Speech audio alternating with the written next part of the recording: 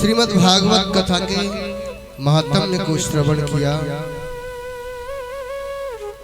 जिसमें भागवत का परिचय बताया गया।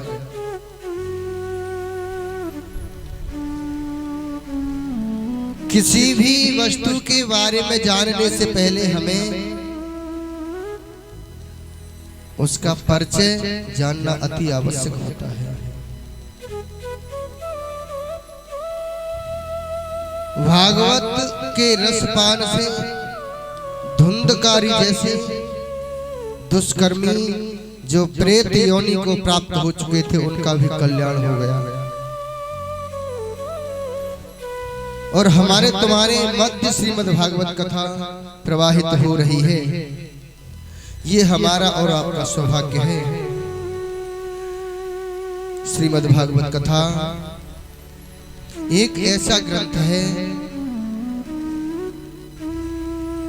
जिसमें किसी भी देवी देवता का चिंतन नहीं किया गया, बंधन नहीं किया गया, सत्य का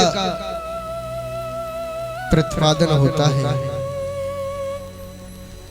आइए भागवत कथा के मंगलाचरण में प्रवेश करते हैं।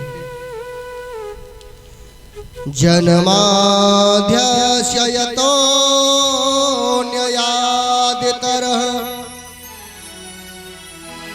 तस्यार्थे स्वभिज्ञस्वराटः तेने ब्रह्म हृदयादिकवे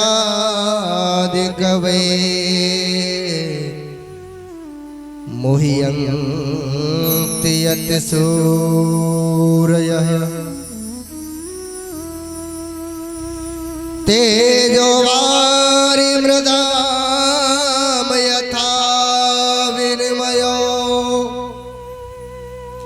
यत्र त्रिसर्गो मृषा धाम्ना स्वेन सदा निरस्तकुहकम् सत्यं परं धीमहि। बड़ा ही सुंदर, बड़ा ही मनोहर मंगलाचरण किया। जिस परमात्मा की इच्छा शक्ति मात्र से एक क्षण में विश्व प्रपंच बन करके तैयार हो जाता है, और जरा भी भ्रकुटी टेढ़ी हो जाए तो एक पल भी नहीं लगता, हमारा पलक नहीं झपक सकता। इतने समय में सृष्टि का लय संहार हो जाता है। वह परमात्मा हिरण्यगर्भ नहीं है। सारी सृष्टि को ब्रह्मा जी बनाते हैं, लेकिन ब्रह्मा जी को जो बनाता है उसी को तो मेरे गोविंद, मेरे ठाकुर जी कहते हैं। भागवत के आदि अंत मध्य तीनों में सत्य का प्रतिपादन होता है। भागवत का मतलब क्या है? भागवत की परिभाषा क्या है? भागवत 4 अक्षरों के संयोग से मिला है। भा कहते हैं भक्ति।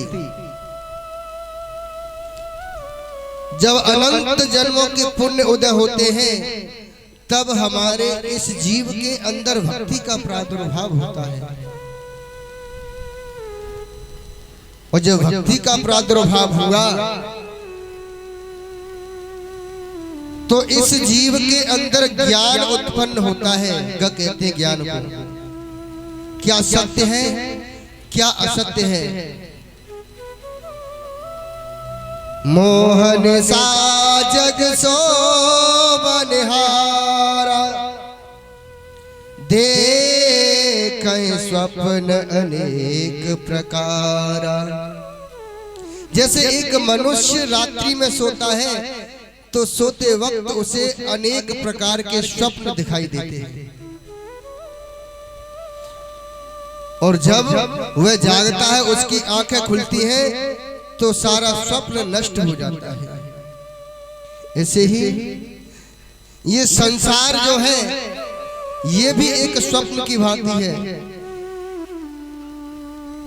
सोते वक्त जो स्वप्न होता है हमारे नेत्र खुलने के बाद में वो नष्ट हो जाता है। और ये हम जो दिन में स्वप्न देख रहे हैं, हमारी नजरों से जो भी हमें दिखाई दे रहा है, ये भी एक स्वप्न है।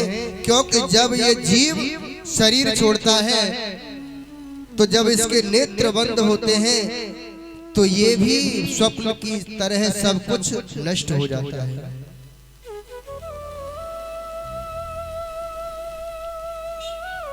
इस प्रकार से जो भी दिख रहा है सत्य असत्य, इसका ज्ञान सिखाता है श्रीमद् भागवत कथा। दूसरी बात होती है, तीसरा वर्ण आता है भागवत में, वह कहते हैं वैराग्य को। जब सत्य और असत्य का हमें ज्ञान होता है तो फिर संसार के लोगों से इस जीव को वैराग्य हो जाता है।